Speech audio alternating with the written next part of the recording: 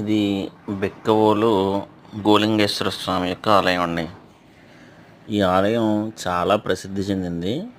వివాహం కాని బ్రహ్మచారులు ఎవరైతే ఉన్నారో లేదా బ్రహ్మచారిణులు వీరు గనక ఈ ఆలయానికి వచ్చి అభిషేకం చేసుకుని దర్శనం చేసుకున్నట్లయితే, కనీసం అర్చన చేయించుకున్నట్లయితే వారికి ఖచ్చితంగా వివాహం జరుగుతుందని ప్రసిద్ధి.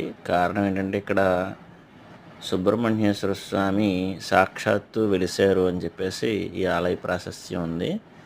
ఈ ఆలయంలో విశేషం ఏంటంటే, మామూలుగా సుబ్రహ్మణ్యేశ్వర స్వామి ఆలయాలకి మూర్తి యొక్క వైభవం ఉంటుంది.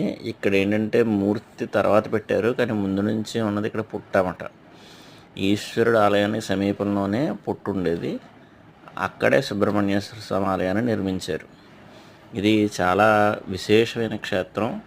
గోలింగేశ్వర స్వామి చాలా అత్యద్భుతంగా భారీ ఆకారంతో ఉన్న శివలింగం.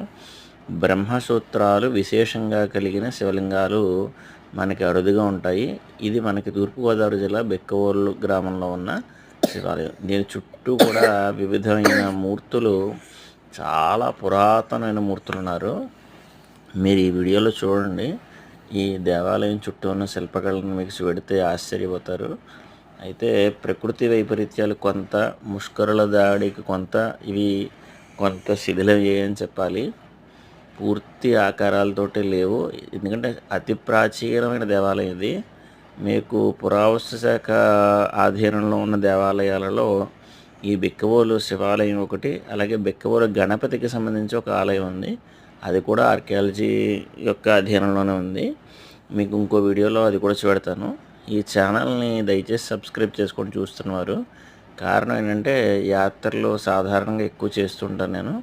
ఎక్కడికి వెళ్ళినా కూడా మీకు దాని యొక్క విశేషాలు, వివరాలు పెట్టడం జరుగుతుంది. ఈ మూర్తులన్నీ కూడా మీకు పేరుతో సహా చూపెడుతున్నాను వీడియోలో. చూడండి. విచిత్రమైన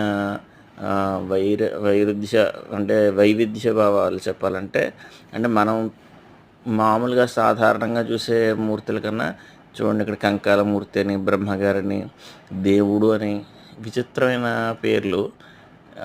ఇక్కడ చూడండి, ఆర్కియాలజీ వాళ్ళు ఒక వార్నింగ్ కూడా పెట్టారు. దీన్ని జాగ్రత్తగా చూసుకోవాలి, దేవాలయాన్ని ఎవరు కూడా ముట్టుకోకూడదు.